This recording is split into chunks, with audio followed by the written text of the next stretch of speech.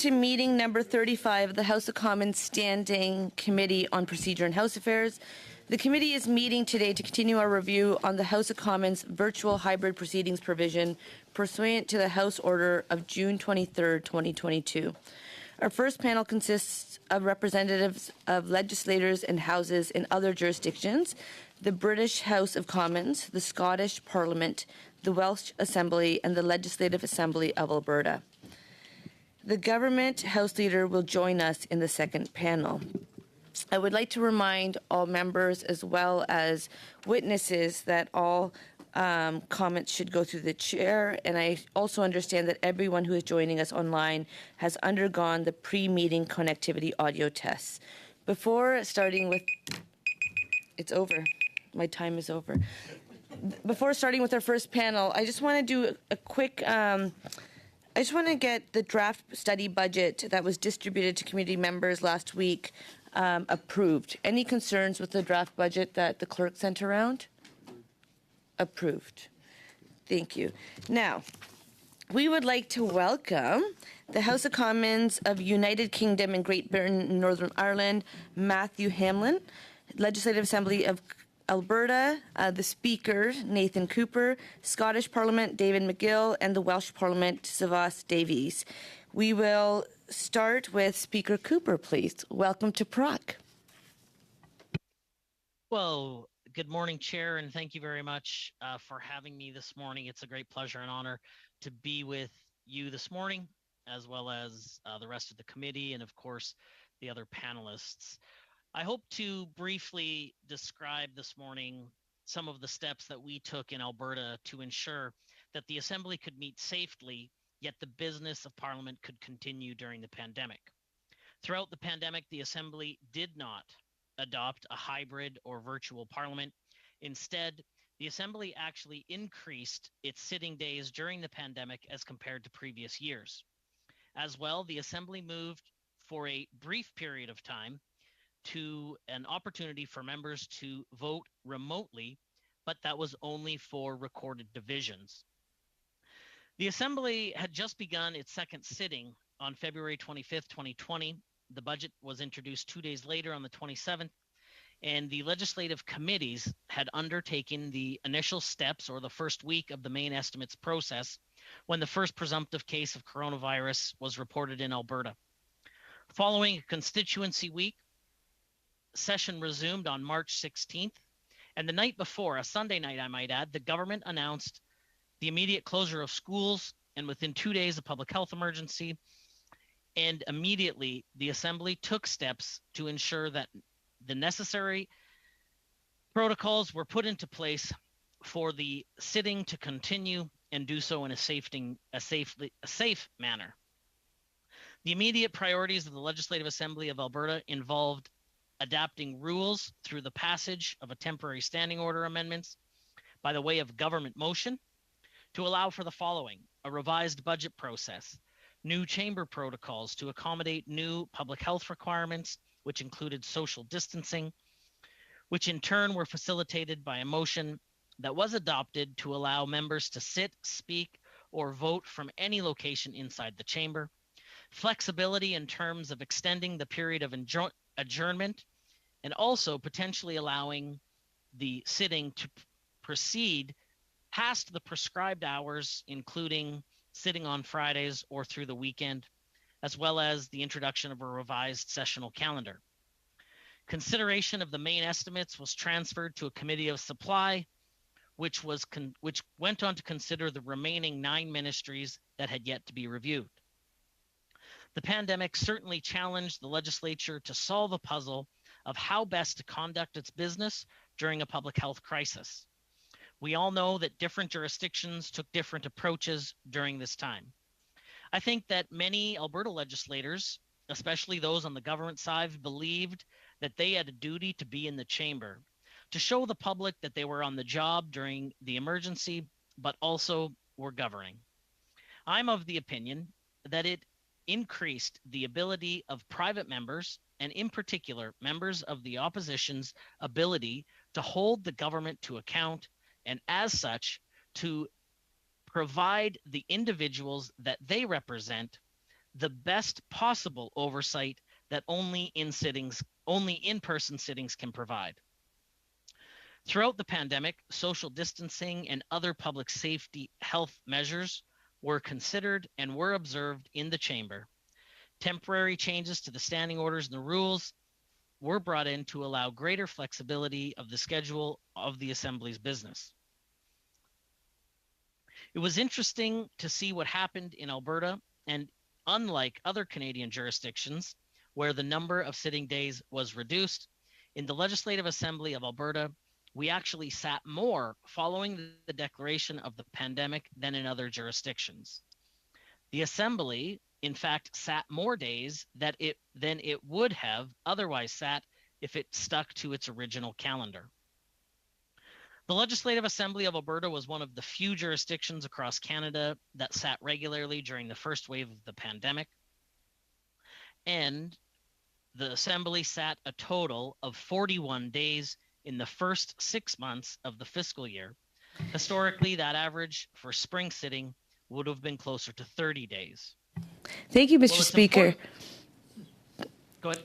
Thank you. We look forward to hearing more about what you have to say during the question and answer period. We will now move to Matthew Hamlin. Welcome to PROC. Thank you very much, Chair. This is my second appearance before the committee. I came here in April 2020 when we had just started the hybrid proceedings in the UK House of Commons. So I won't describe all that again.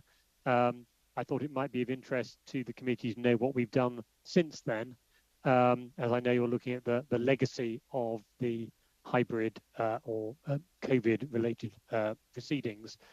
So in the UK House of Commons, we finished all remote participation by members in July 2021.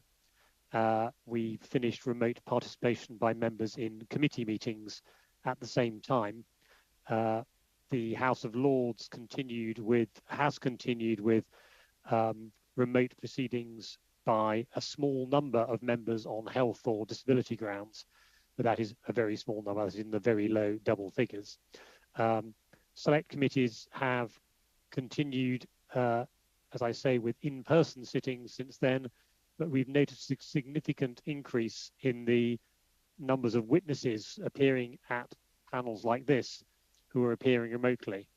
That's, I think, a very significant legacy of our COVID period. In many cases, more than half of witnesses are now regularly appearing remotely, and that's actually been to the convenience of committees. It's been easier to pull together panels from different parts of the country or over the world at shorter notice. And it's also made it easier for witnesses to appear. Without having to come all the way to London and appear in person, that's probably increased the range of the kinds of people who are giving evidence to committees. So I think that's a bonus. The only other significant change in our proceedings that's lasted since the pandemic period is in the way we record the names of MPs voting in divisions, which we used to do by... Rappel au règlement, s'il vous plaît.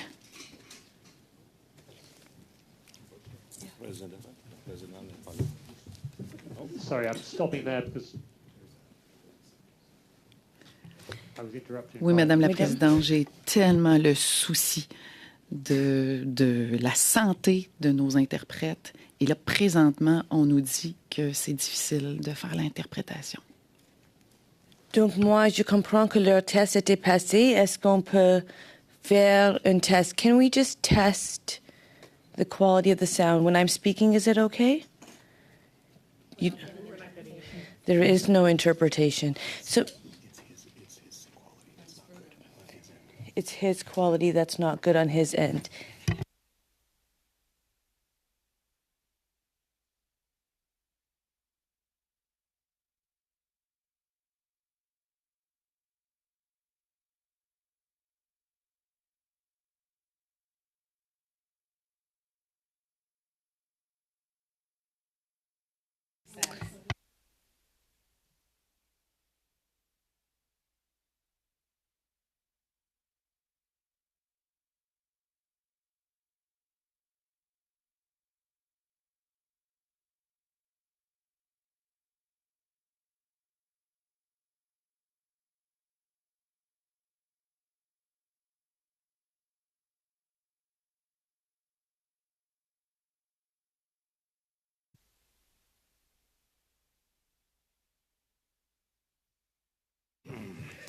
Et Madame la Présidente, ce n'est pas parce que j'ai une opinion sur notre étude. It's not because I have an opinion about our study. It's really out of concern for the interpreters.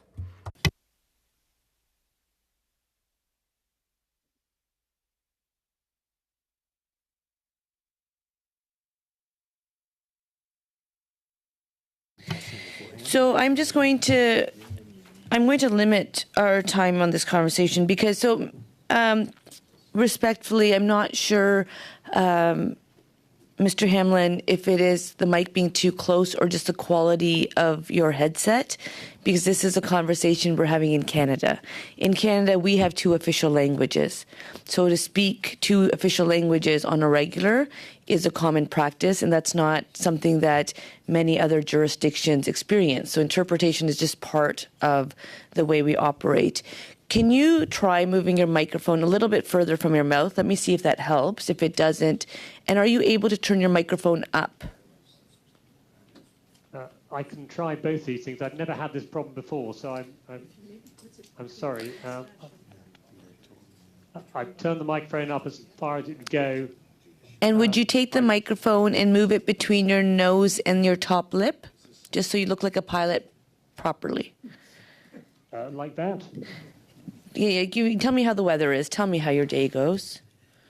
My day was going fine until about now. Welcome to Canada. I'm extremely sorry if I'm causing trouble for the interpreter. No, it's not you, it's us. No. It's like any good relationship. It's not you, it's me. And I will come to terms with it. Does that help our interpreters with sound? Can you count for me to 10? 1, 2, 3, 4, 5, 6, 7, 8, 9, 10. Good. Looks good for now.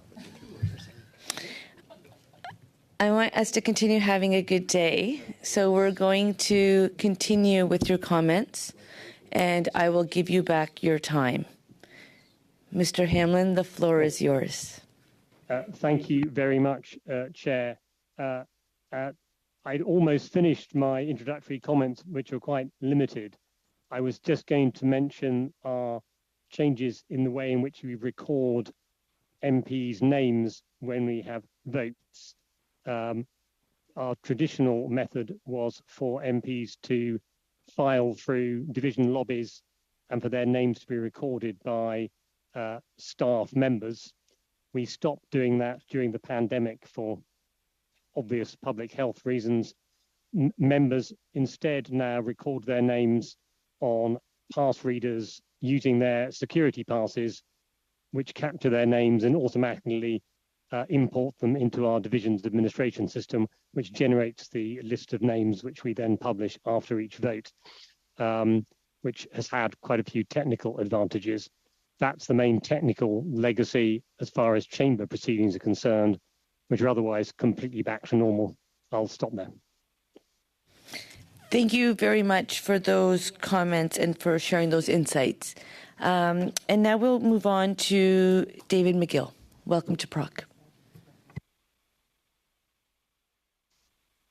Thank you, Chair. It's a real pleasure to be here. Actually, just to avoid any issues, let's just do a quick check to your mic to make sure it's okay. Do you want to tell me how your day is going and how the weather is? Yeah, well, my day is going pretty well. We're well through it. As you'll know, it's 4 o'clock in the afternoon here.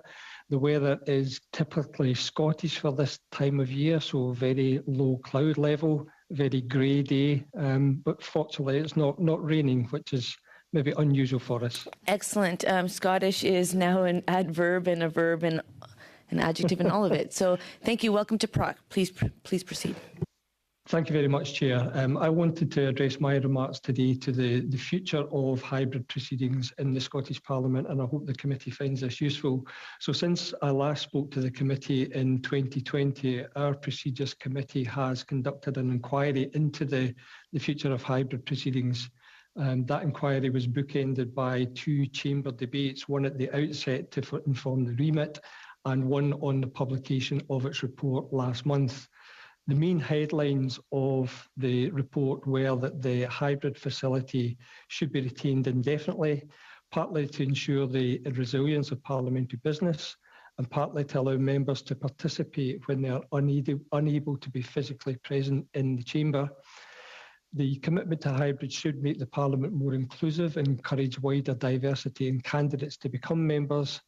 The Parliament should commit to continual improvement of hybrid infrastructure and technology to support hybrid meetings and promote a culture of iterative change and innovation, and that a pilot proxy voting system should be launched. Despite the support for the retention of hybrid, the committee noted the general feeling that it's preferable for members and especially ministers to be present for proceedings, and also that the vast majority of our contributions are already physical ones. On that basis, it decided against having a system for seeking permission to remote into proceedings involving set criteria. The committee strongly supported views that physical participation facilitates better collaboration and better scrutiny, but as that physical participation was already the norm, it believed that other benefits could be achieved alongside that default way of working by retaining the hybrid facility. So the committee's and ultimately the Parliament's support for retaining hybrid was in part based on a vision for the future. In making its recommendations, the committee felt that the Parliament would be out of step with the rest of society if it didn't embrace change and simply reverted to pre-COVID ways of working. It also took the view that future technology would likely be would support more optimal participation in parliamentary business, and that abandoning hybrid now completely would inhibit and constrain the development of technology in that direction. And finally, the committee took a strong view that retaining hybrid would allow the Parliament to engage with the people in the way in which they're engaging in their everyday lives. That's not to say that the committee wasn't cognizant of the potential downsides of hybrid participation in parliamentary business. As mentioned, it felt that hybrid does not replicate in-person participation, considering that the dynamic in parliamentary debate is altered and informal contacts between parliamentarians is reduced. That being the case, the committee suggests that the impact of hybrid should be monitored over the longer term, particularly in regard to the extent to which it supports equal participation and promotes diversity. So our next steps, in line with the committee's call for continuous improvement, are to roll out a new platform which supports remote intervention in debates and to launch a pilot of the proxy voting system. On the former, I expect that to happen next week, and that the platform will enable interventions both to and from the physical and virtual space, and therefore reintroduce some of the dynamic that is lost around remote participation in debates. And on proxy voting, the committee is currently consulting on what a scheme should include, with a view to launching a 12-month pilot in the near future. So as things currently stand, therefore, the Scottish Parliament is, to all intents and purposes, now a hybrid Parliament, albeit one where the vast majority of contributions are made in person rather than remotely. I'll leave my remarks there. I hope Brilliant. that helps the committee, and I'll be happy to answer any questions that members have. We look forward to hearing those answers. Thank you. And now I'd like to welcome Siobhan Davies. The floor is yours. Thank you very much, Chair, and good afternoon, everybody from Cardiff in Wales. Since my last appearance at the committee, also in 2020, I'm going to outline the experience of the Senedd in virtual proceedings in terms of what we currently do, how we do it, and why. In terms of what the Senedd is doing, the chamber proceedings are now fully hybrid. That's a permanent position going forward, and voting is by a remote voting app that was designed in-house. Our committees have a choice. They can determine for themselves, do they meet physically, do they meet in hybrid, or do they meet virtually? And as a reminder that the Senedd is, like the Canadian Parliament, a bilingual institution, so we operate through the medium of English and Welsh, and so our physical, hybrid and virtual proceedings are all translated. How do we do this? Like yourselves, we have a licensed version of Zoom that is incorporated with our broadcast and web-based technology. We're digital by default. So since its inception, the Senedd has had electronic voting and electronic papers, and that has continued. And we have no legal or procedural barrier on participation not being physical. So that has always enabled us to meet as a virtual or a hybrid entity. In terms of the why, initially, as many legislatures, it was the requirement of the pandemic, the public health requirements that drove us to have a virtual and then a hybrid participation. We were the first UK legislature to meet virtually during the pandemic to continue our proceedings. Like in Scotland, we've had a review by one of our committees of the future virtual participation. And the review, the views were in support, but in terms of the pros and the cons, the pros were in relation to the accessibility and the inclusivity of virtual proceedings, particularly around diversity of witnesses and also future diversity of parliamentary candidates. Family friendly, also in terms of balance for caring responsibilities by members and better use of time in constituencies, and also a cost benefit in terms of savings in terms of travel and reducing carbon footprint. The downsides of virtual participation were found to be some aspects of the quality of debate, particularly around scrutiny, around the ability to scrutinise legislation and ministers in committees on a virtual basis, and also a debate around whether ministers should have the right to attend virtually or should they be required to attend in physical form. So we hope that we have a new way of working here that is the best of both worlds. It retains the advantages of a virtual environment, but also brings with it some of the advantages of the physical way of being. And I'll finish my contribution by just pointing out that we had an election last year in which a third of our membership changed over. So a third of our members have never known any other way of meeting other than in either virtual or hybrid. So it's very much around the way of the Senedd, determining its future ways of working as moving forward and learning from the lessons of the pandemic rather than reverting to things as they might have been before. So hopefully, Chair and Committee, that gives you an indication of where we're at in Wales, that we're a hybrid institution by default with choice for committees and a fully functioning translation capability throughout all of our proceedings as is required by statute. So I'll finish there and very happy to answer any questions you may have. Thank you for your opening comments and thank you for those insights. We will now start with 6-minute rounds, starting with Mr. Nader, followed by Mrs. Sahota, puis Madame Goudreau, et puis Madame Blaney. Mr. Nader. Wonderful. Thank you, Madam Chair, and thank you to our witnesses joining us from the various parts of Canada and the world. I'm going to start with Ms. Davies. You'd mentioned in your comments about the Welsh Parliament, Welsh Assembly, being fully bilingual, having the capability to speak in either English or Welsh. I'm curious whether your interpreters, your translators have encountered some of the same issues that we have here in Canada with health difficulties, with various problems. You know, we had an interpreter unfortunately rushed to the hospital last week after an injury suffered from the interpretation. So just curious whether you've encountered any similar problems in the Welsh Assembly. Thank you very much for the question, and I'm very pleased to report no, we have not had any problems at all. So speaking to the head of translation prior to this session, and she wanted me to report that it was a seamless transition here, that we've had no issues at all, that we've maintained the capability to provide simultaneous interpretation throughout our virtual and hybrid proceedings at the same time as providing our written translation, because obviously our documentation is also available bilingually. In fact, we were used as an exemplar by the Welsh Language Commissioner in a recent case study as to how organisations in Wales, could adopt a virtual technology. And whilst we're not subject to the auspices of the Commissioner, we wanted to show leadership as a Senedd in terms of how one can operate in a bilingual environment, using modern technology. So I think it's of great credit to our translation service here and our IT people that they've enabled our Senedd members to continue to meet through the pandemic, in accordance with our statutory requirements for bilingualism. Thank you for that. And perhaps, if it'd be possible, if you might be able to undertake to provide us with some of the technological capacity that exists in the Welsh Assembly, and whether we could perhaps learn some best practices. If you might be able to undertake to provide us with those details at a future date in writing, we'd very much appreciate that. I want to turn to. Thank you.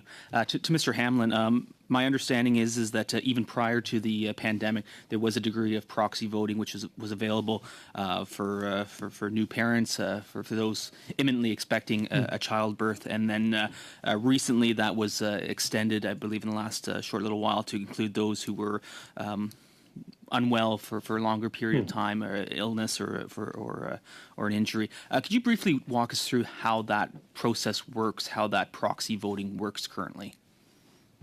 Yes, you're quite right. We've had for several years now the ability for MPs who are expecting a baby or whose partner is expecting a baby to apply to the Speaker for a proxy vote. It's pretty straightforward. They request it. They don't need to provide medical evidence. We take their word for it that they're definitely going to have a baby, because there's no reason why they should be untruthful about that. The Speaker issues what we call a proxy voting certificate, which is recorded in our formal business papers, which says that a particular member will vote on behalf of another member for a set period of time. Then our voting system, which I mentioned earlier, means that if an MP is holding a proxy vote for another MP, when they go and vote, they tap their pass and it invites them to vote on behalf of that proxy member as well. So the technology captures that. I'm going to have to, interrupt and ask that the rest of that answer be provided in writing. And Mr. Nader, if you could go to another witness, that would be great. So, Madam Chair, this is a sound quality issue? It is a sound quality issue. So. Okay, thank you, Madam Chair. And if perhaps I could just follow up with Mr. Hamlin, and if you could provide a written response on my follow-up question as well. Just in terms of, you mentioned that it is the Speaker who holds the authority to grant that proxy certificate. I just want to clarify that the whip of the respective parties does not have a role to play in terms of approving or denying that proxy. And I see Mr. Hamlin is shaking his head, which is, which I guess I'll have to clarify. Yes, the whip does not have a role to play. Is that correct?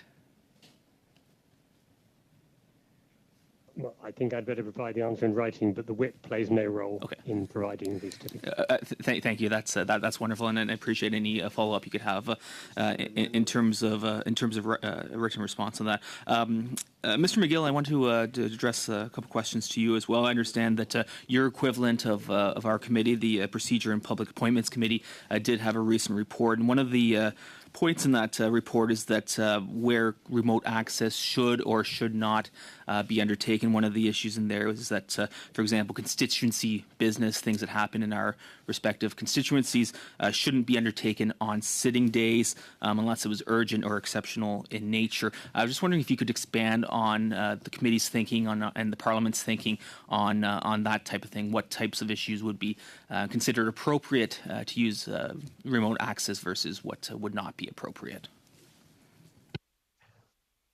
Yeah, thank you for the question. Yes, as you understand, the committee has stopped short of recommending that there are any set criteria or any rules that need to be complied with, but it did set out its views based on evidence it heard of the likely circumstances which would make it appropriate for people to contribute remotely, and those were around illness, bereavement, parental leave, these kind of issues. But at the moment they've left that to a kind of self-denying ordinance, and they've simply expressed their views on the types of circumstances in which it would be appropriate to do that. But their expectation is that the very high levels of physical participation that we have at the moment will continue. Thank you. Mrs. Sahota, 6 minutes. Thank you, Madam Speaker. A quick question. Is Mr. Hamlin's sound quality for the remainder of the meeting, is asking Mr. Hamlin questions not in order at this point? So I think I'm going to have to say no, it's not, because it just consumes more time. So if you do want to ask Mr. Hamlin questions, I think it's fair to ask Mr. Hamlin questions.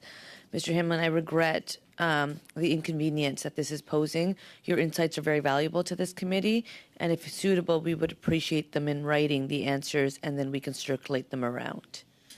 Can you give me a head nod if that's... Thank you for accepting that. I'll write you a personal card and tell you my appreciation, but I am really sorry about this. So please do ask Mr. Hamlin questions, but the responses will come in writing. Okay. I guess my first question for Mr. Hamlin is during the time of the use of PROC, of the remote application for voting and the hybrid parliament application, was the UK democracy served well? Were members of parliament and senators able to effectively use those applications, and the legislation and work of the day was getting done through the hybrid provisions? Next, I think I'm just going to move on to Mr. Gill because it's going to be easier to have an interaction. So Mr. McGill, sorry. I was quite interested to hear that you are starting this pilot next week. Our parliament here has begun this pilot already and is going to continue until June of 2023. And I'd love to be able to have our two parliaments exchange what we've learned. I think a lot of what you said is similar to what we are feeling here as well, in terms of not wanting to be out of step with the rest of society, being able to provide options and more diversity or including more diversity in Parliament. So I was wondering if you could elaborate a little bit more about what other things came out of the debates that occurred in the two chambers, why it is that the committee has made these recommendations, and do you feel at the end of this pilot that you will most likely be moving into a permanent hybrid situation? Thank you for the questions. And just to jump immediately to your final question there, I think it's highly likely that we will retain hybrid facilities into the longer term. I think we're already going down that track, albeit that the committee has asked for the implications of working in a hybrid way to be monitored in the longer term. In relation to proxy voting, I'd really welcome sharing information with you on our pilot once it gets up and running. I don't have a start date for that yet, but I would expect that to be up and running in the very near future and to run for 12 months. So I think there's a good opportunity here for an exchange between us on that. In terms of the evidence the committee heard, there was a broad spectrum, but the balance of evidence was for retaining hybrid in the longer term for reasons of inclusivity. Just before the last election, we had an election at the same time as colleagues in Wales did last year. We had several women who stood down and were critical of the fact that they were finding it very difficult to balance their caring responsibilities with young families with being a parliamentarian. So that weighed very heavily on the committee's thinking when it was balancing the evidence that it heard. It was also very persuaded by societal developments and wanted the Parliament to keep pace with those rather than reverting to where it was before. That was all in the context of a very strong view across the piece that parliamentary scrutiny is better served when people come physically together. So there was a balancing act that the committee has struck, but we're certainly putting ourselves on a path to be a permanent hybrid Parliament. Absolutely, I couldn't agree more, and I think we're trying to figure out that balancing act here as well. But would you say that the Scottish Parliament was served well thus far through hybrid and virtual proceedings, meaning were you able to effectively carry on with the business of the day? I would say yes. Like everyone else, I think we very quickly moved to virtual proceedings only. At the very early days, that was simply party leaders questioning the First Minister of Scotland. We then built on that small start by allowing other members to participate. And then as soon as the rules allowed, we brought people back physically, albeit socially distanced. That limited the numbers in the chambers. But one of the things that the Parliament was very keen to do was to ensure that every member was able to vote. So pre-pandemic, voting was done by consoles in the chamber, so that meant physical participation. But we moved as quickly as we possibly could, as did colleagues in Wales, to develop an app that allowed all members, not just those who could be physically present in the chamber, to vote via this app. And that was done very much from the point of view of supporting our democracy. There was a very strong feeling that it was just not acceptable for elected members not to be able to exercise the vote that they were sent to the Parliament to deliver. So those were the kind of principles that we bore in mind from very early on in the pandemic. And I think by and large, we were able to make sure that our democracy was as healthy and as strong as it could possibly be during the pandemic. Ms. Davies, has your Parliament been able to keep up with work in a proper, I guess, in an adequate manner that you were doing so before the pandemic through the hybrid proceedings that you have in place? Yes, it has, and I think to some extent we might say it's even enhanced its ability to do so, particularly with regard to committees, diversity of witnesses, that we're able to reach out to people who perhaps would not have had the time to attend physical meetings, or indeed, as we're doing today, to reach out to witnesses who might be in other countries where, you know, you're able to reach just a bigger audience of people. So I think there's been no sort of diminution of the ability of committees to perform their legislative, their scrutiny and their policy development roles. Thank you. Which is why we've, you know, retained the hybrid. Thank you.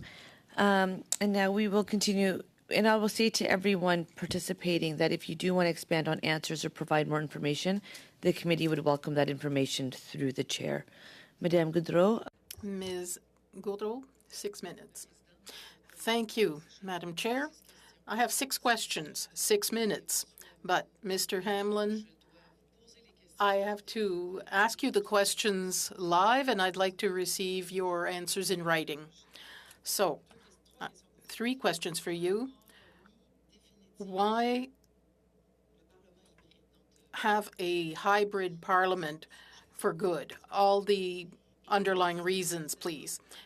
Secondly, what are the advantages of having in-person parliamentary business?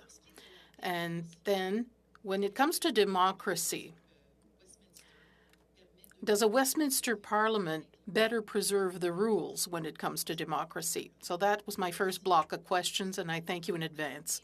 Ms. Davies, I have a question regarding interpretation. We are comparable, and you said so at the outset. Do you have any concerns about the necessary number of interpreters to complete the work of your parliament? No concerns. We have adequate interpreters to undertake the work. So, yeah, we're able to meet our requirements without any issues of industrial relations. In fact, our recent survey... Just a moment, please. Just a moment. I'm not getting interpretation since the beginning of your statement. Do we have interpretation now? And can you hear the interpretation at the current time? Madame Goudreau cannot hear it, but Mrs. Romanado does hear it. Je suis en français. I'm on the French channel. Keep speaking to make sure you can hear it. You can hear me? Là, oui. And now I can. Yes, I can now. Okay. That's interesting.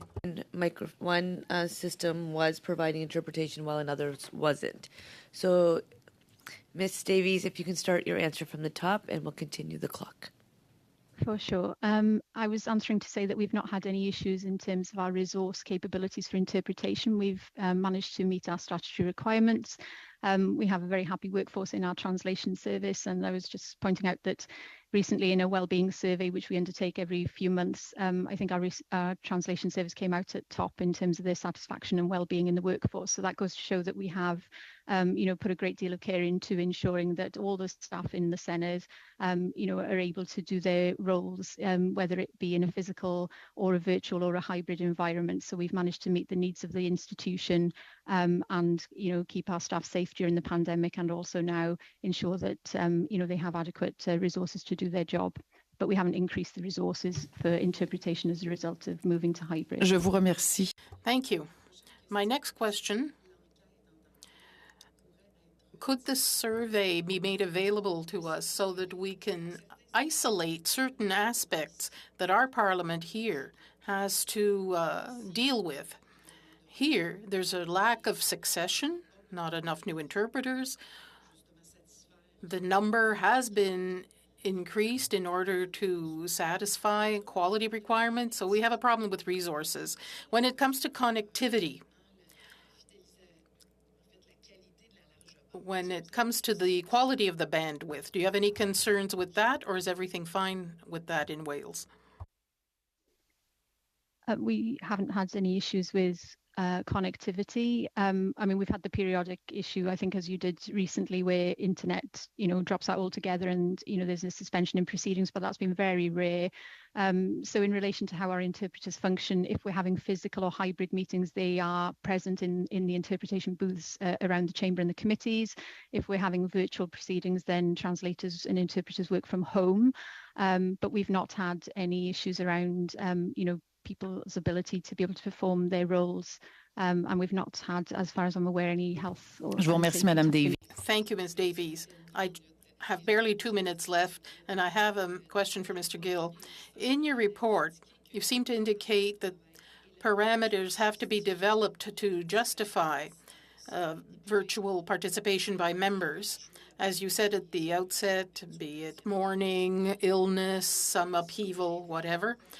In point 22, it says that unless there's an exceptional or urgent situation, the writing work and interparliamentary work should be undertaken on days where there's no sitting. Is the recourse to hybrid parliament left up to the discretion of members, or do you have to justify it? How is this done exactly? I'd like to know as many details as possible in a few moments. Sure, I can do that. It's very much left up to the discretion of members.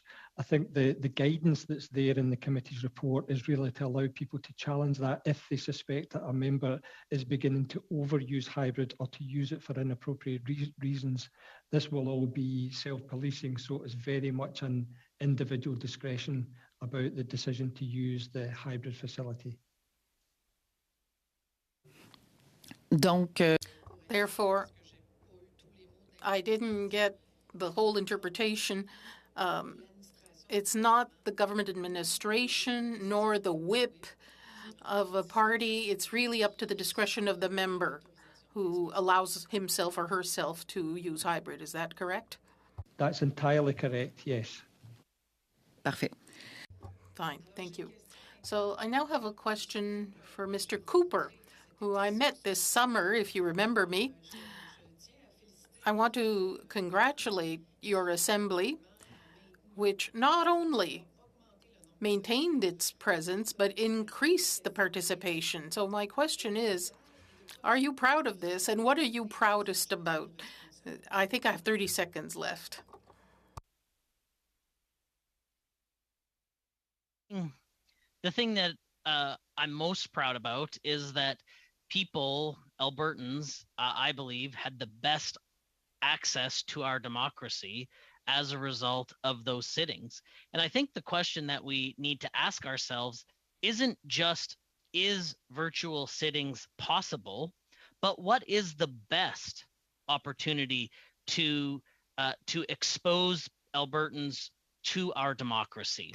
And we have all agreed that is an excellent question, Mr. Cooper, and I think we look forward to hearing more information and others also pondering it, but I have to move on to Mrs. Blaney for 6 minutes.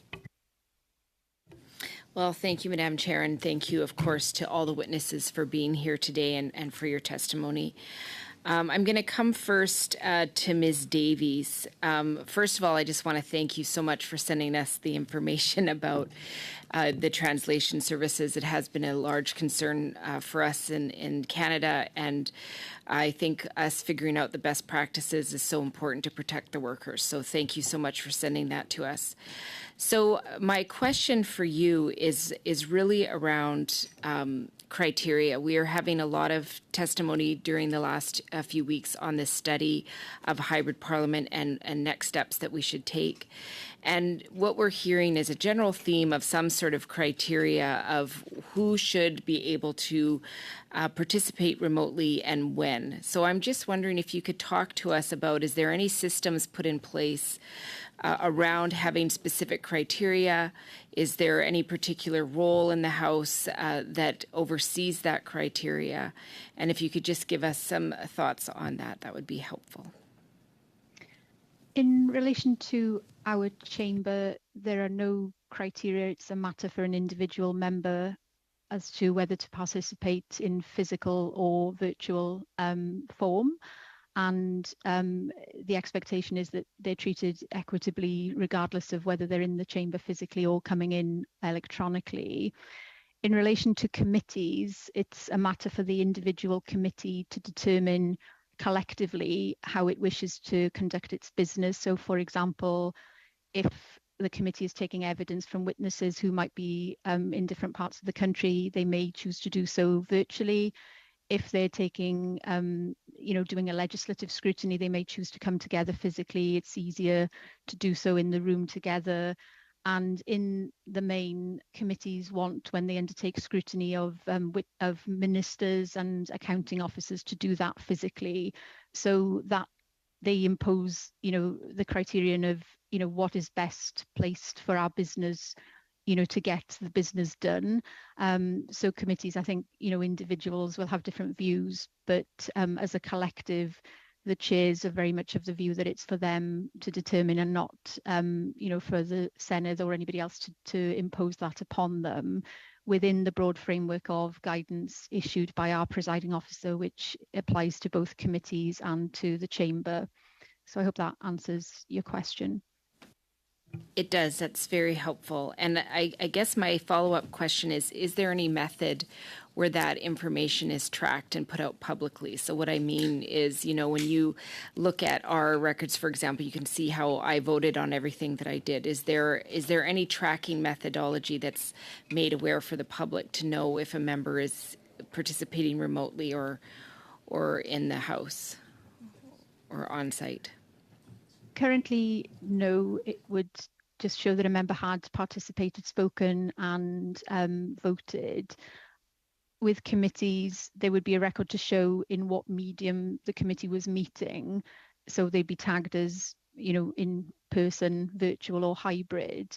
But it would be very transparent to anybody who was watching, the broadcast or watching our Senedd TV to see the medium by which the member was participating. Something that did come up in the review that the Business Committee undertook was some unhappiness about voting electronically if one had not been present in the debate at all.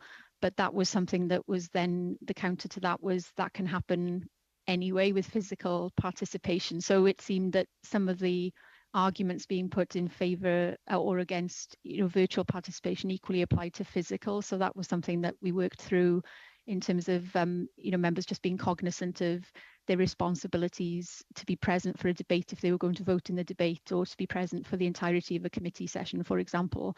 But that wasn't particular to the virtual or the hybrid. Well, thank you for that. If I can come now to Mr. McGill, I understand that also there is no set criteria. Obviously, it sounds like you do have some general ideas of what that might be, but there isn't anything specific. So I guess my question to you is, I know that it's you guys are doing your 12-month pilot project. Is there plans at the other end of that, when you do the review of that pilot project, to look at these particular things such as criteria? And then, of course, I'll add on the question that I just asked about, is there any method within your system of tracking if people are participating one way or another? Yeah, thank you. I should just be quite clear that the 12-month pilot is solely in relation to proxy voting. It's not about hybrid proceedings. So in relation to criteria, yes, you're correct. There are no criteria at the moment, and I don't envisage that ever becoming the case from where we are now. But it can't be ruled out because the committee has suggested that the overall impact of operating in a hybrid way in the longer term be kept under review. So it may be, if there is growing concern that the ability to remote in from local areas is somehow being abused, that a different view might be taken at some time in the future, but there's no clock ticking in that at the moment. Can you remind me, sorry, about the last part of your question? Of course, just if there's any way of tracking if people participate remotely or participate on site. There isn't, no.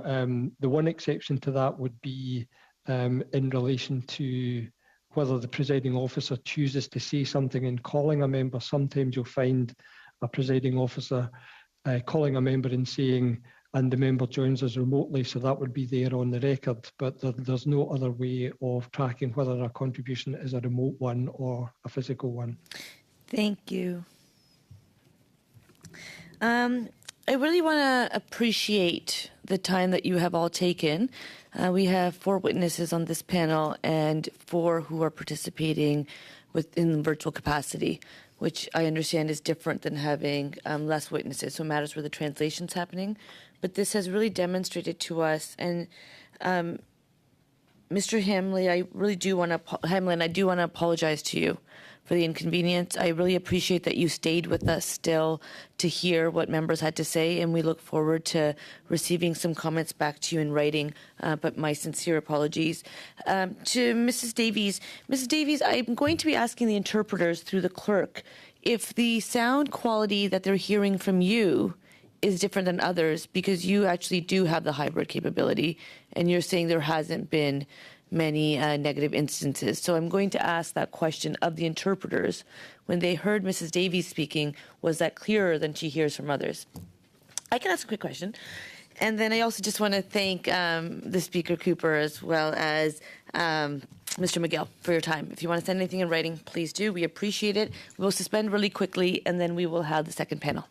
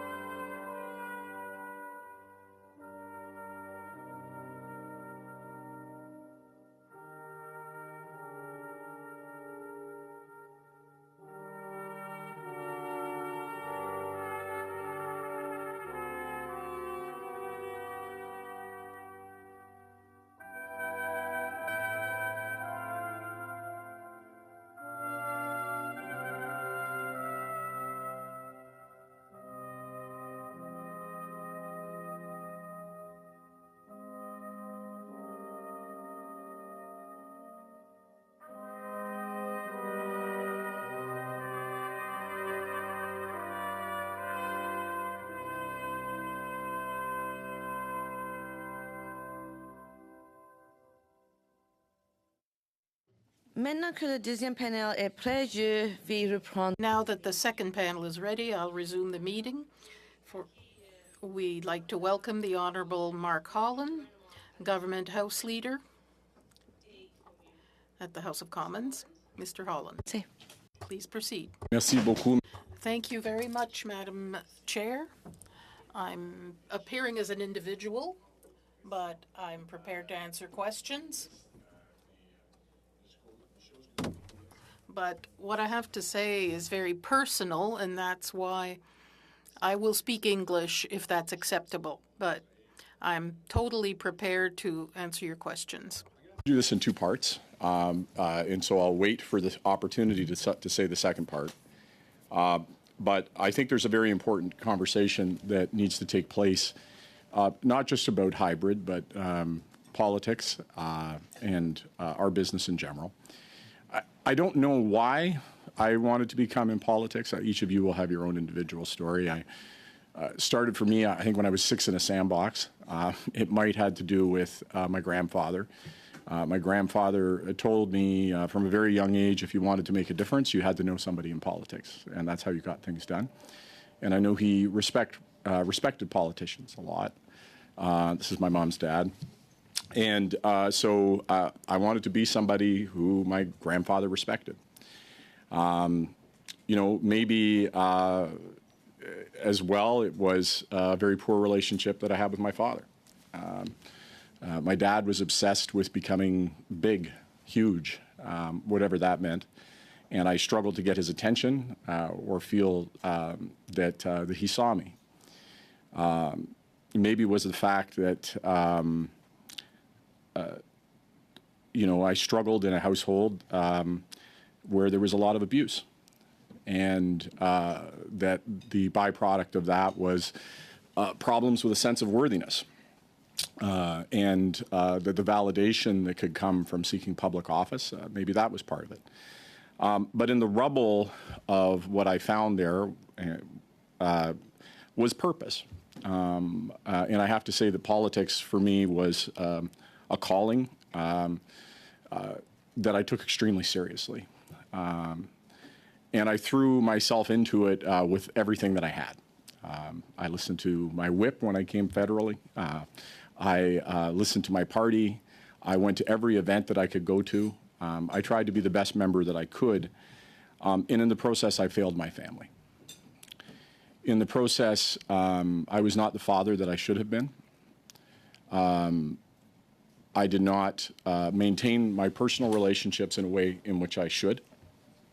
And that's something that I can't take back. And when I lost in 2011, and you know, I see a lot, we're going through a very difficult time. And when you pass people in the hallways, you see in their eyes the challenges of what they're facing. And I see a lot of me, frankly, how I was struggling in 2010 and 2011. And when I lost, because I had thrown my entire universe into this enterprise to the expense of, unfortunately, a lot of other things that I should have taken better care of, I was in a really desperate spot.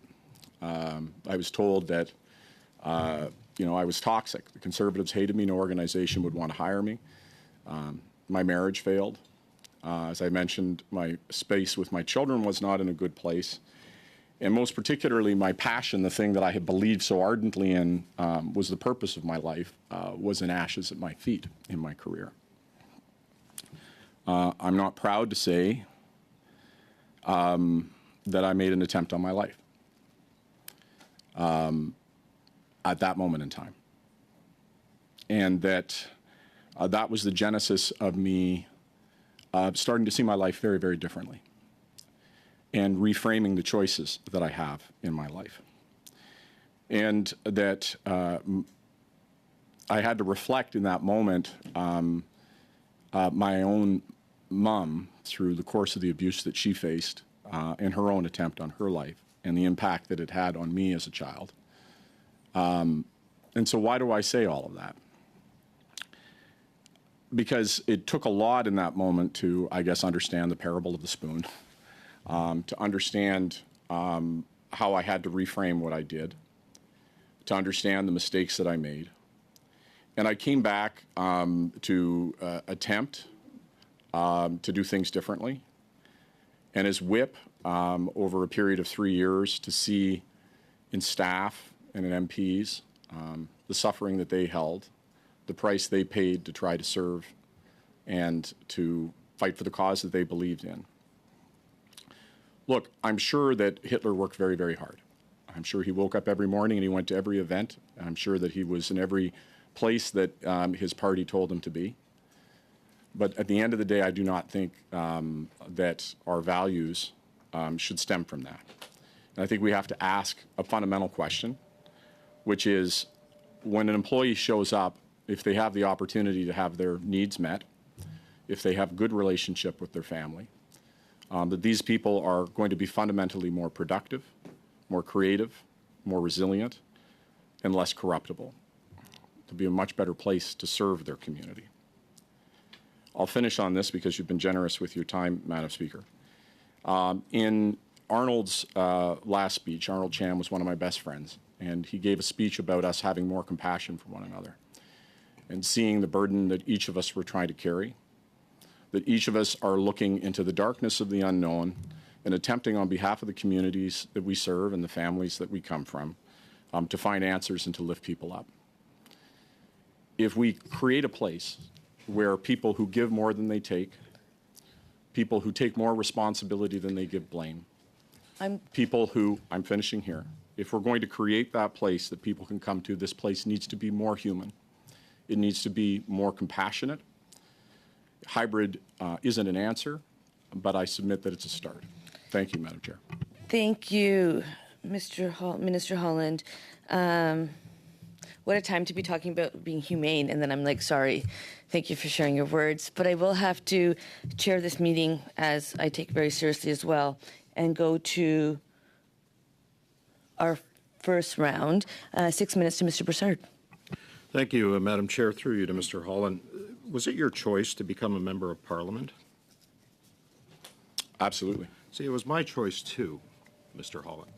And I made the choice knowing that the seat of power in Ottawa was where I needed to be, and that's a choice that my family made. And while I sympathize and empathize with the story that you told, back in May, I wrote you a letter, which you did not have the courtesy to respond to, suggesting that there were options that were available to Parliament that would deal with situations where we needed to be more empathetic and compassionate. And I'll bring you back to a situation. Shortly after you were elevated into your position, you pledged to Joan Bryden, formerly of the Canadian Press, that you would be irrationally reasonable and logical, and your job is to find areas of common ground. One of the things that we tried to find was common ground and consensus on how Parliament would work going forward.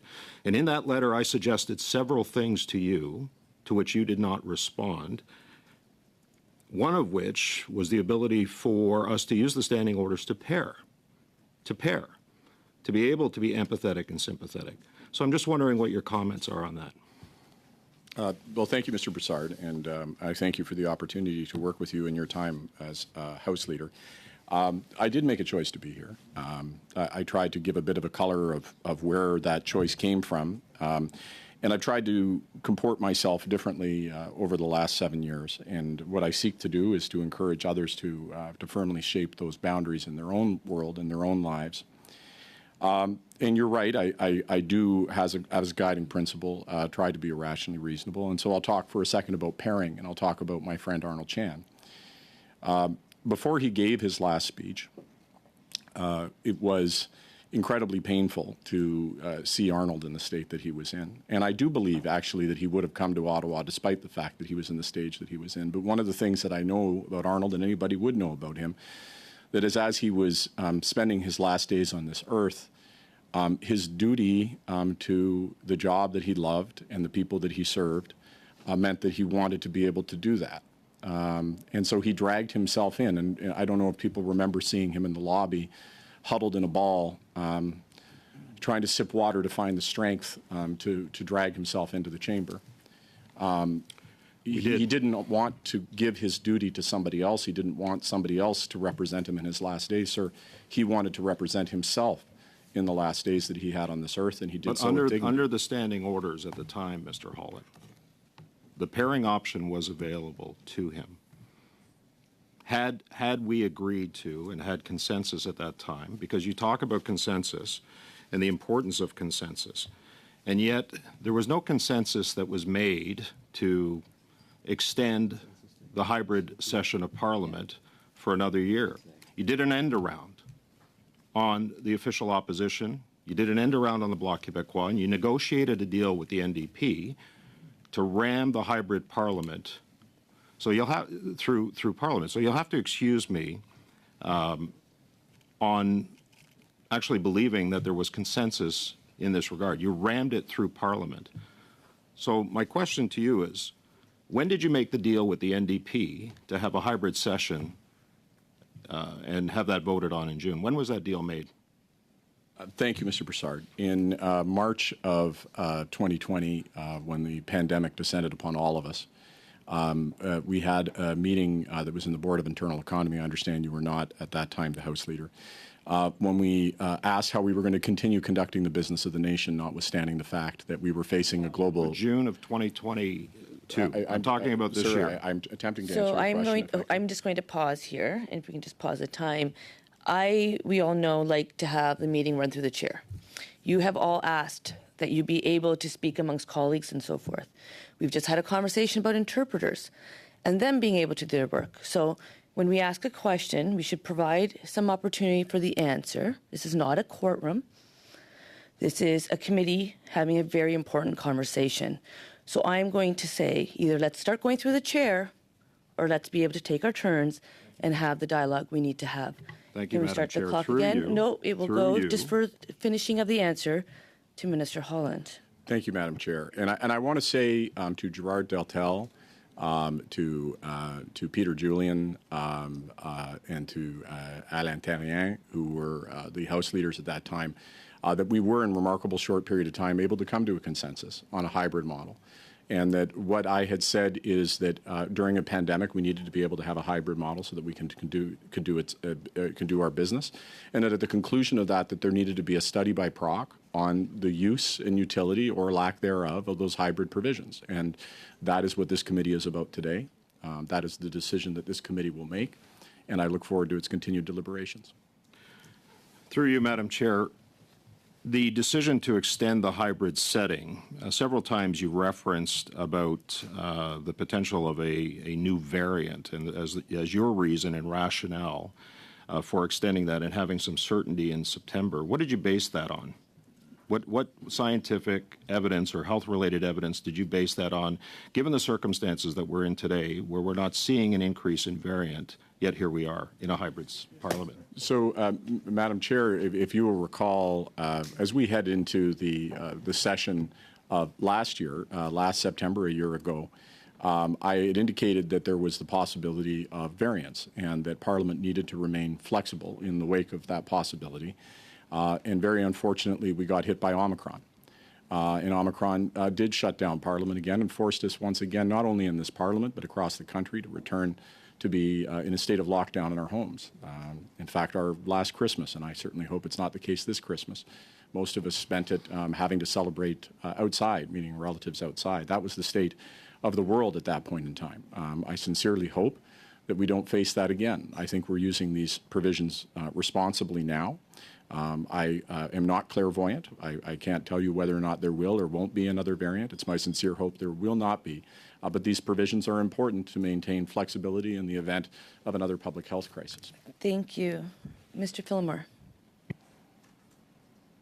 Thank you, Chair, and thank you, Minister. You spoke plainly and beautifully about the challenges that you have faced and that really all of us face at some point in time during our time here. I think that you had more to say, and if you would like to take some time to add to what you've told us already, I would welcome that very much.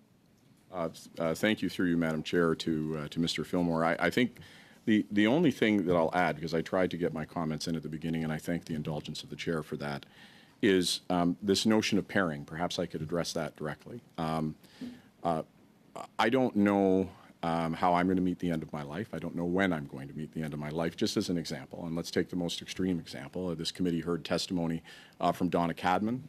This committee heard testimony from Jean Yip. And in that testimony, you heard about people who weren't interested in neglecting the responsibility that they had to their communities or to the battle they fought their entire lives. I know that each person, as I look at you across the table, is coming here because you're trying to make the community better, their country better, and you're giving with all of your heart. And as you face an end-of-life circumstance, the idea that you would pair and give away that last chance to have a voice, it's not reflective of the people that I've seen in that position. I also would take it one step further, which is that in any state of malady, and you've heard from some members in this, be it a mental health concern or be it, frankly, not even a malady, be it a circumstance where, you know, and I mentioned very directly that there were different moments in time where I should have made a different decision, frankly, about being home. When I was told no, I wasn't allowed to.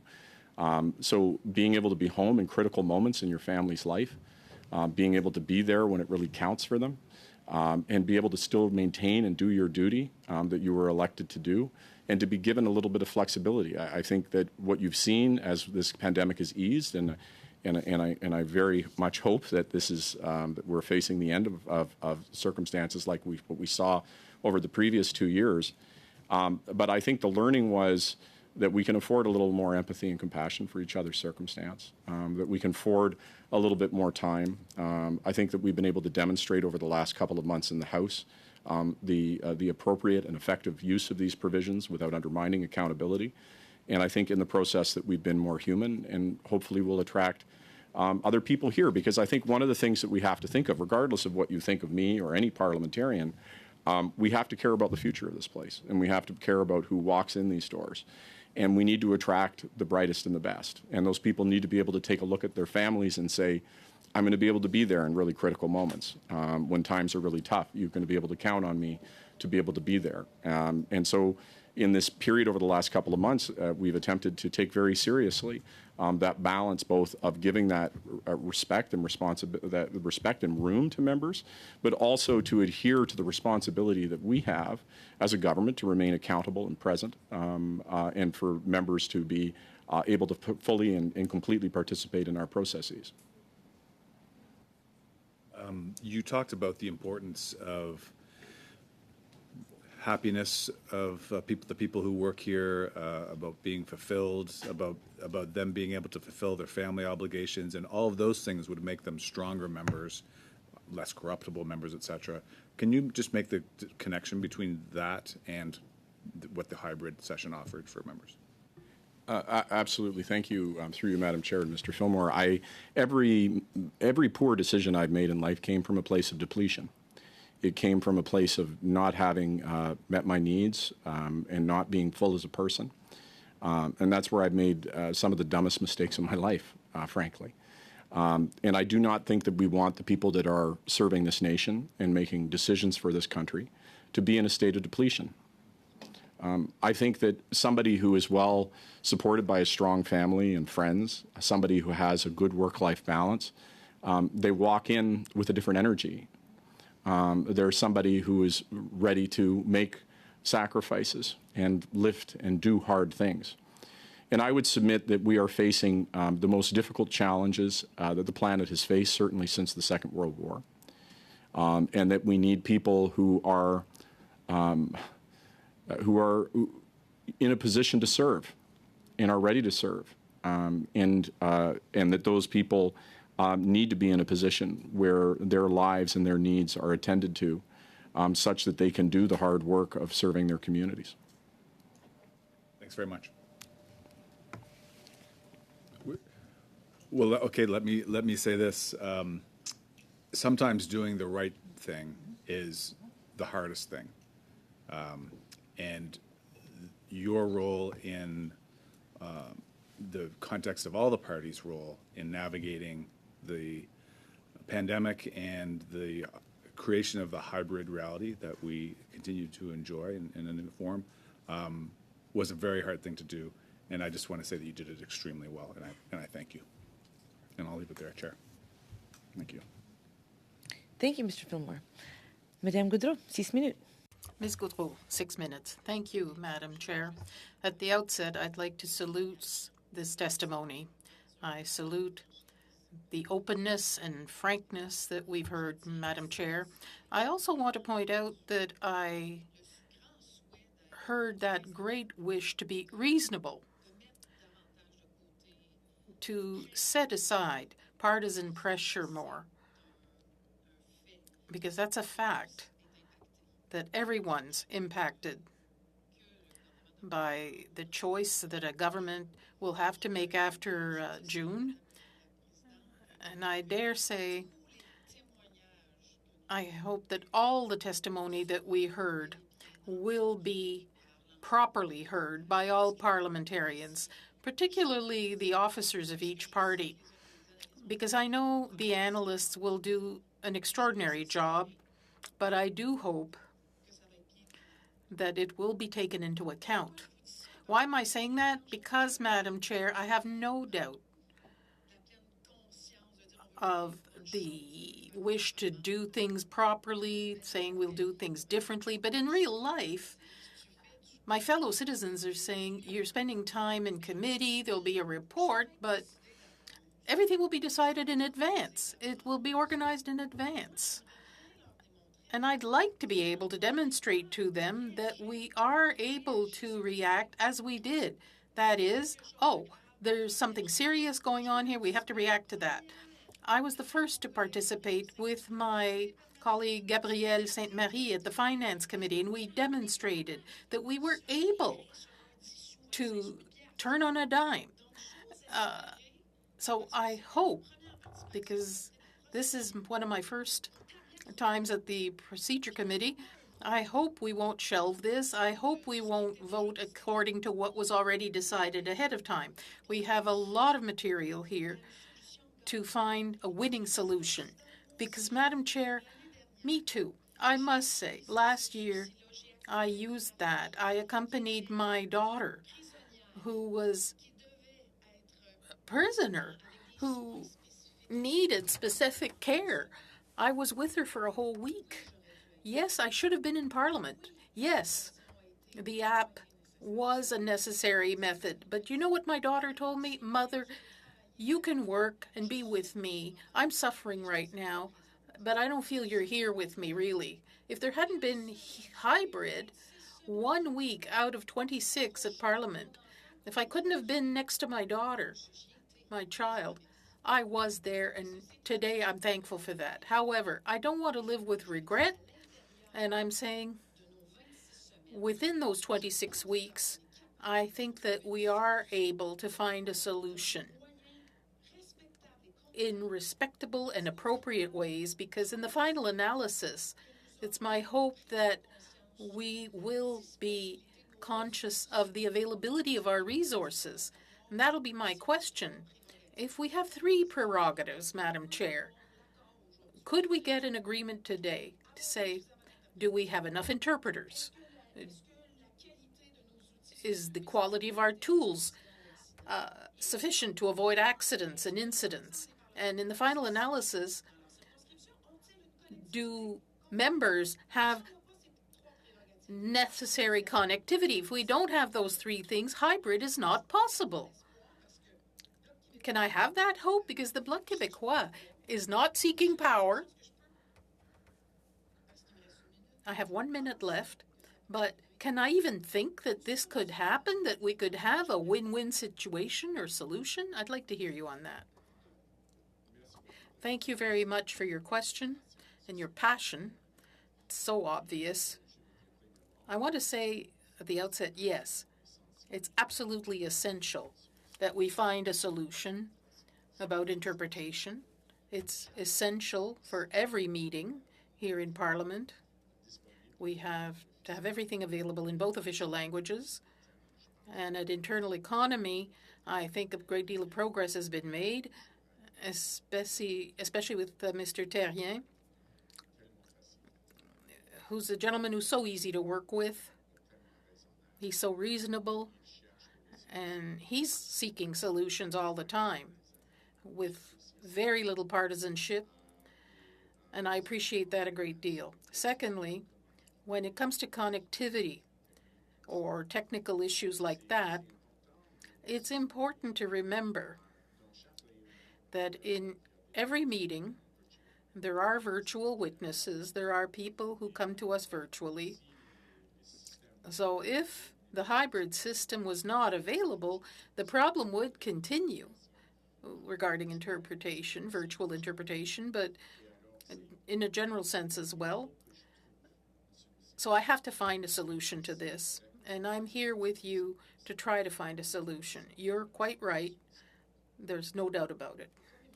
And since I have some time left, Madam Chair, what I understand right now is that we could. What goes on in the House of Commons, for instance? We have accountability for every elected official, for every department. We put that in a box. The other box is committees. I wasn't here before, but there were video conferences, so the technology has changed indeed. Witnesses sometimes could be here in person. So I hope there'll be compartments here where we can make a decision that is win-win for everybody. Absolutely. You're right. Good answer. Thank you. Ms. Blaney, 6 minutes. Well, thank you. And I, through you, Madam Chair, of course, thank the witness for his testimony today. It was very personal, and I appreciate and honor that. I know that all of us around this table probably have stories of times when we would have really liked to be close to our family, to support them through very, very hard moments. And so I just want to recognize that and hope that you're not offended that I ask you questions more like a House leader than as an MP serving. So we did hear testimony earlier today from the Welsh Parliament that talked about their interpretation, and they made it very clear that not only are they seeing the workers really feeling positive about the work that they're doing, that they actually just had done a well-being survey, and in fact the interpreters were one of the highest ones. And we know that if we did a similar survey of workers across the board in this place, the interpreters would definitely not be having that kind of high outcome. So I'm just wondering what steps are being taken to address this issue in a more profound way, because interpreters are really struggling. We heard last week that, of course, an interpreter was sent to the hospital because of acoustic shock. That is seriously concerning to me. I'm not clear if what the House provides is different than what the Senate provides, but I do recognize that the interpreters work in both places. So I'm just wondering if you could speak to that challenge that we're facing. Thank you very much, Madam Chair, and to Madam Blaney, thank you. At the onset, absolutely no need to apologize. That's what I'm here. I give a personal story, not because it's particularly remarkable even, but just because I think that we all have to share with each other some of the challenges in doing the work that we do. And I don't even speak here just of MPs. I'm speaking of the people who support the House. I'm speaking of folks like interpreters and, frankly, to anybody who is in the business of trying to make our democracy function. Let me speak directly to the question of interpreters. One of the things that's important to remember is that there's really a shortage of interpreters, and that is a significant challenge. And we do have interpreters who are in many different parts of the country, and that solution, with or without hybrid, will mean that we need to allow those people to work virtually. It's the only way that we're going to have interpreters is to allow them to stay in their homes, because we have a lot of people who are perfectly good as interpreters, but they're saying, I'm not uprooting my family, I'm not leaving to go to Ottawa, and that's fair, and they should have the right to do that. So these issues are going to have to be fixed anyway, because remote interpretation is our future. And if remote interpretation is our future, then if we don't fix it, then the problems that you're talking about in terms of injury for interpreters or problems with interpreters, well, those are going to continue with or without hybrid. And frankly, I would say need to be fixed irrespective of that. And I think it's a very poor argument to not proceed. All I will say is I too am very seized with that. That the efforts that we're attempting to make at the Board of Internal Economy, I think, are very positive. I think that the cooperation that's taking place among parties to find solutions and to seek collaboratively to ensure that every member of Parliament has access to interpretation in all of our meetings is essential. Well, thank you, and I hope that the priority is the health and well-being of the people who work for us. And as a person who only speaks one language, I could not do this job without them. So I just want to recognize that and continue to work towards having them report back to this place that they are very happy and very healthy in their work, and we're not there yet. So I do want to come back to this idea that you talked about that I do quite agree with, which is really an MP's right to represent their riding and to represent the voices of their constituents, and that there are times where you're limited in that capacity. And I think back to some of the testimony that we heard, particularly during pregnancy, where people who are pregnant are not allowed to travel for various health reasons, but are still doing quite well. So this really opens up the door. And I think we've also had discussions about persons living with disabilities, persons that have different challenges, a family crisis that keeps you at home, but you still are capable to do your job, or even if you have a serious health issue yourself, but you still want to bring your voice forward for your constituents. I'm just wondering if you could speak to the ability to have choice during some of the hardest physical times of your life, perhaps, but you still have the energy to expend for your constituents. I think that members have that responsibility, and how does hybrid parliament make room for that? Well, thank you, through you, Madam Chair. Thank you, Madam Blaney, for the question. And I think it's a very important point. I think that there are, I spent the 3 years as whip, and I think the overarching lesson that I learned in that period of time is life is hard, and that people go through extraordinarily difficult things. And that when we pass people in hallways, we have no idea what's happening, behind those eyes, the inner world that people are challenged with. And when I talk to people who are immunocompromised, who say, I have to represent my constituents, I'm coming in, I don't care that it's putting my health at risk. Or I talk to people who I'm not sure their mental or health state has them quite ready to return as they've faced, either a major trauma or life event or health issue, but they want to represent their constituents, so they come in. Or, as just was indicated by our honorable Bloc colleague, you have a family member who's in a state of crisis and who needs you to be home for a particular period of time to be with them, to make sure that they get strong and you can still do your job. That I think we need tools to be able to address that. I think we've been able to demonstrate that we can use those tools responsibly, as we've demonstrated over the last 2 months. Thank you, Madam Chair. Thank you. Et maintenant, Mr. Berthold, 5 minutes. Now, 5 minutes, Mr. Berthold, then Mr. Turnbull. Thank you very much, Madam Chair. I remember when you had Mr. Holland's role in the Commons. Mr. Holland, I have many questions. I'd like you to give short answers, I think. I think this is important. Last week, I put the question to 3 experts about the health of interpreters. Should Parliament continue to maintain hybrid sessions, since we know that every hybrid session causes injury to interpreters? The 3 experts said this. Matter of convenience versus harm, I always pick no harm with a little bit of extra inconvenience. Le deuxième expert. The second expert said it's the duty to have the precautionary principle. I agree with my colleague. And the third said the answer is quite clear from an ethical standpoint. Who made the decision? Who makes the decision to allow interpreters to continue to do this job when we know full well that interpretation of hybrid sessions harms their health? Oui, merci beaucoup. Thank you very much for your question. Thank you, Madam Chair. As I've already explained, the situation is so complicated because right now, outside of hybrid systems, we have witnesses that are appearing virtually, and more than that, we have a major problem finding interpreters. That's a big problem. It's not reasonable to say that an interpreter has to move to Ottawa, Madam Chair. So it's reasonable that we have to use remote interpreting. And when we use remote interpreting, the problem continues. But I'm certain that we can find solutions. Madam Chair, please. I think that's so important.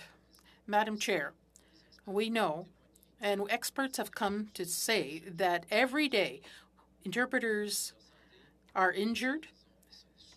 They have consequences for their health, and somebody in the government decided to continue with hybrid sessions despite these outside opinions.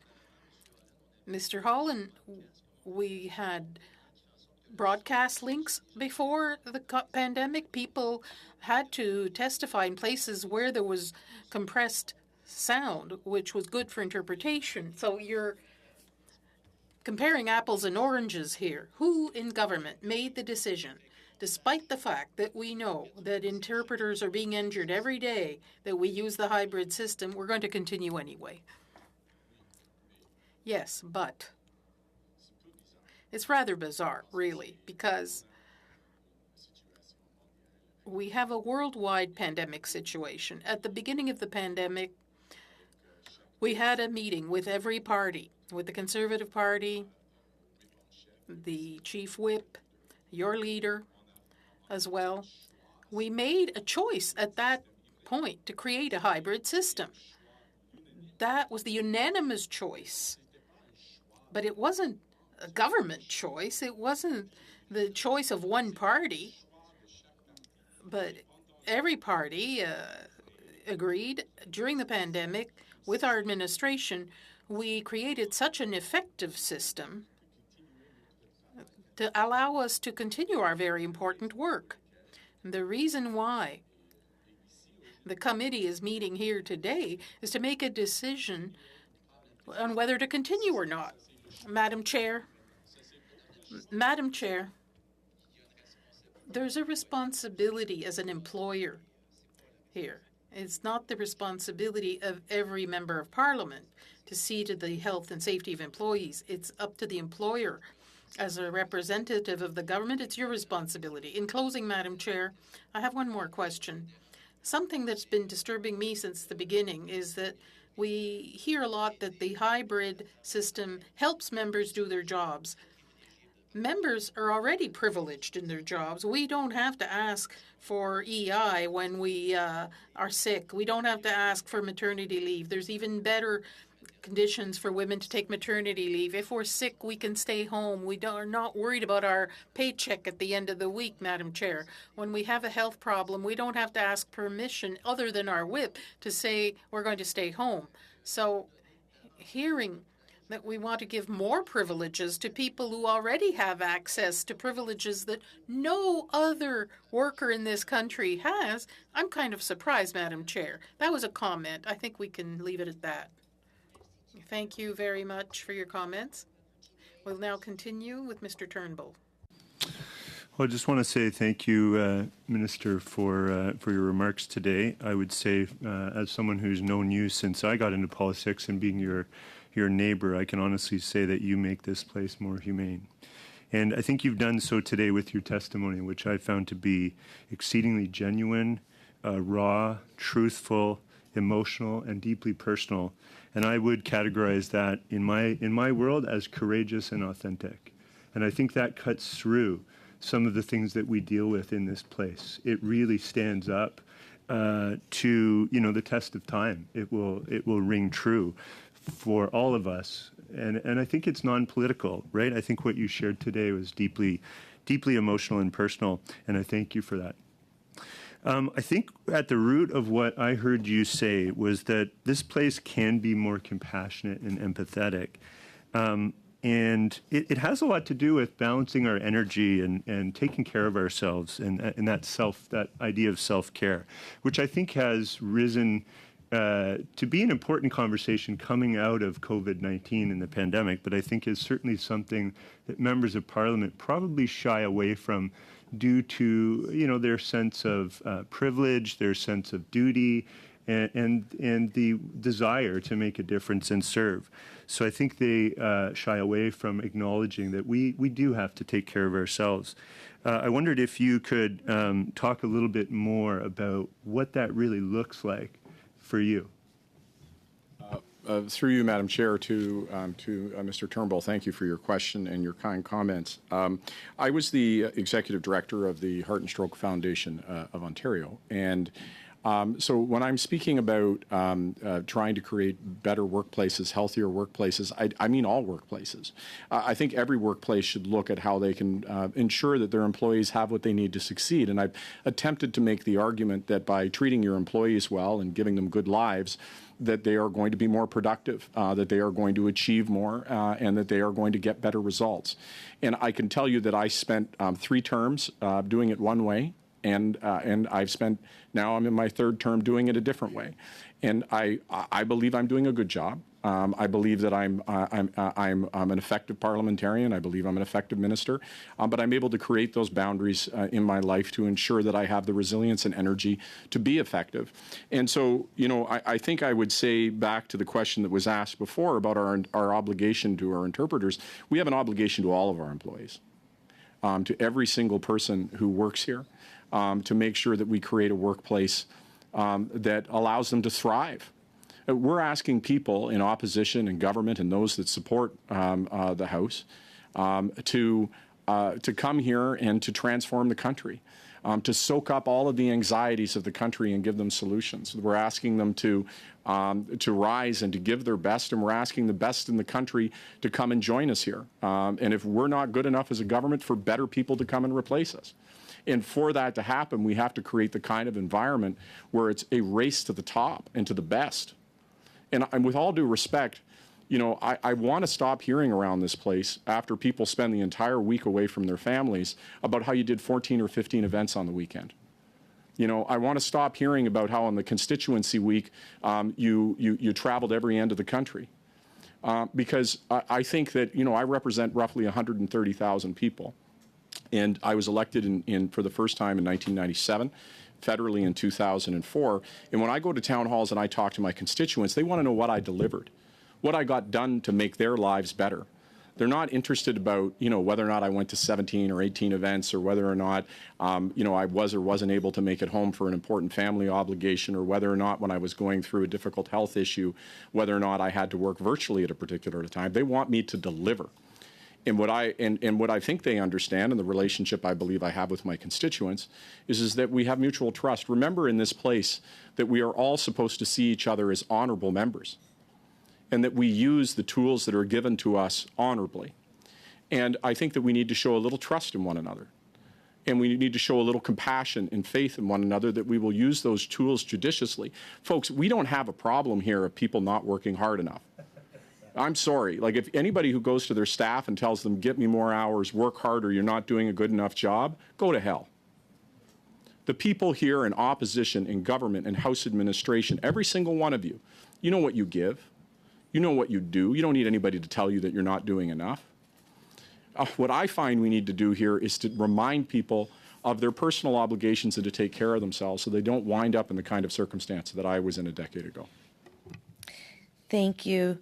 Madame Gaudreau, 2 minutes et demie. Ms. Gaudreau, 2.5 minutes. My question will be a very simple one, but I have a preamble. My question will be, we're amongst ourselves here. How can we imagine that in a committee it's one thing, in Parliament's another thing? I'd like to have an opinion from the Government House Leader. I don't want to forget that when we're talking about the role of a parliamentarian, I'm a businesswoman. I will find every means possible for my businesses to prosper. Maybe hybrid or Zoom because I'm traveling. I have a board meeting at 11 at night. I will use it. Just like I have 43 municipalities in my riding. And when I'm here later, maybe I'll have a little Zoom meeting with a mayor because there are 43 of them and I'm here. Now, having said that, we're going to emphasize accountability that we have here in Parliament, 26 weeks. How could this be orchestrated? A Parliament where hybrid, excluding committees, how do you see this? If today you're asked the question right now. Thank you for your question and for your efforts, too, in your riding and throughout Quebec and Canada, too. I think that in the past 2 months, we had some flexibility, a little humanity, but accountability exists. The ability to do our job exists. The effectiveness and efficiency of our system is there. The debates continue in the House of Commons during question period. There are answers and questions that are voiced loud and clear. It works. That's the reality. It's our responsibility to increase the quality of our workspace and to make sure that the next generation of members of parliament will be so strong and so creative with a good balance between their work and their life. If there are not enough new interpreters, there'll be an important decision that will have to be made. Maybe stop hybrid in Parliament because of a lack of interpreters. Well, I think there are already witnesses who explained that the number of interpreters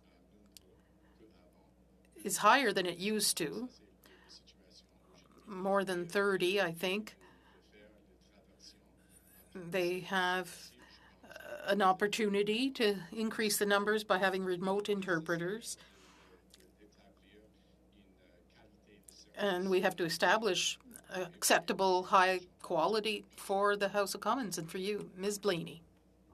Well, thank you. And my questions will be mostly around criteria. There's been a lot of testimony for the past couple of weeks and a lot of discussion about sort of having a set criteria. But what was around when people participate remotely and when they're on site? Interestingly, we just heard from both the Welsh and the Scottish Parliament that they continue to have hybrid and that they've decided to leave it open without a particular criteria.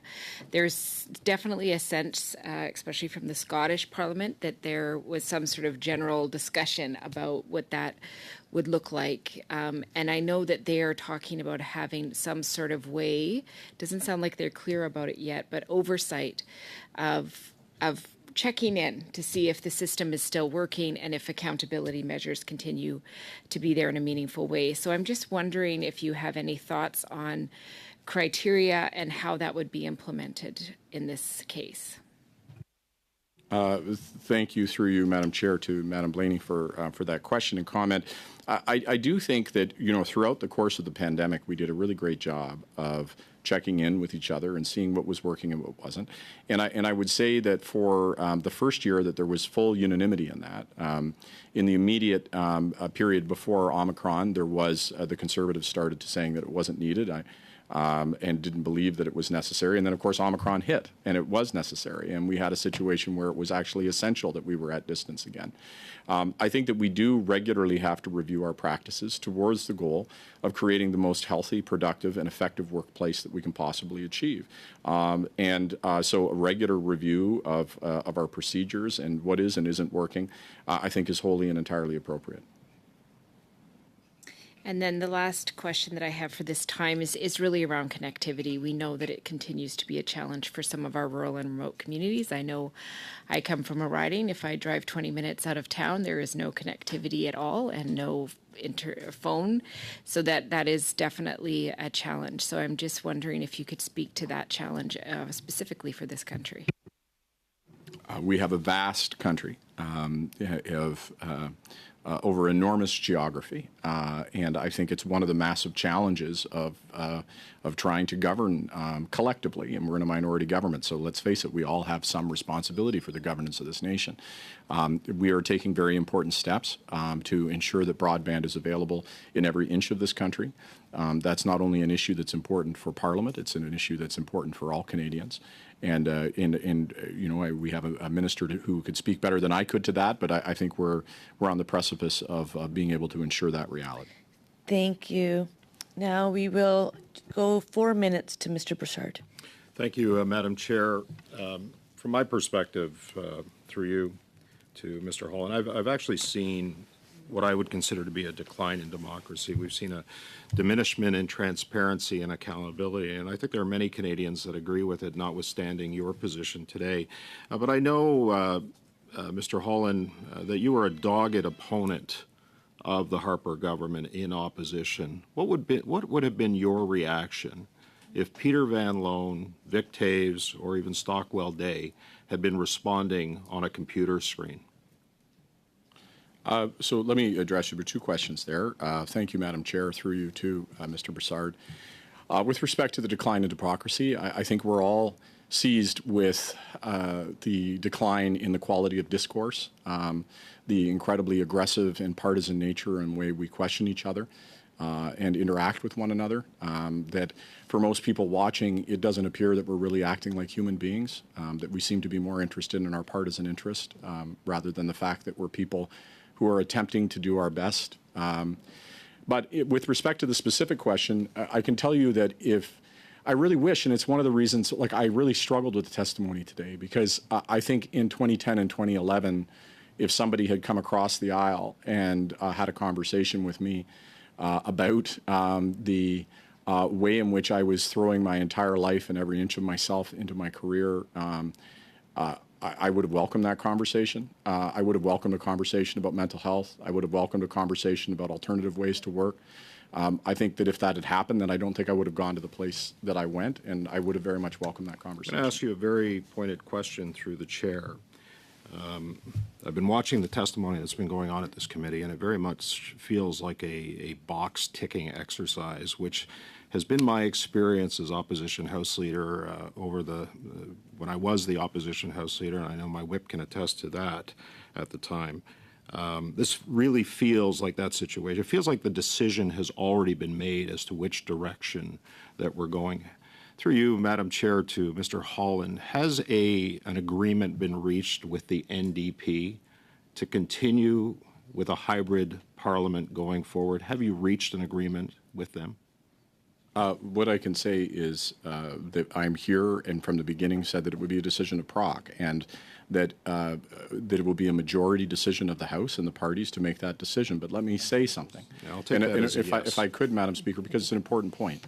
Let me give credit to Mr. Deltel and the work that he did in compromising on C3 and C4, and what a pleasure it was to work with him, with somebody who was able to do something other than obstruct and be partisan.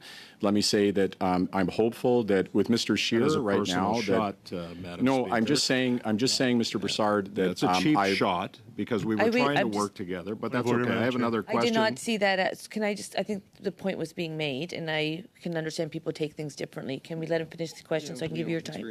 Yeah, we all experience things differently, Madam Speaker. Thank you.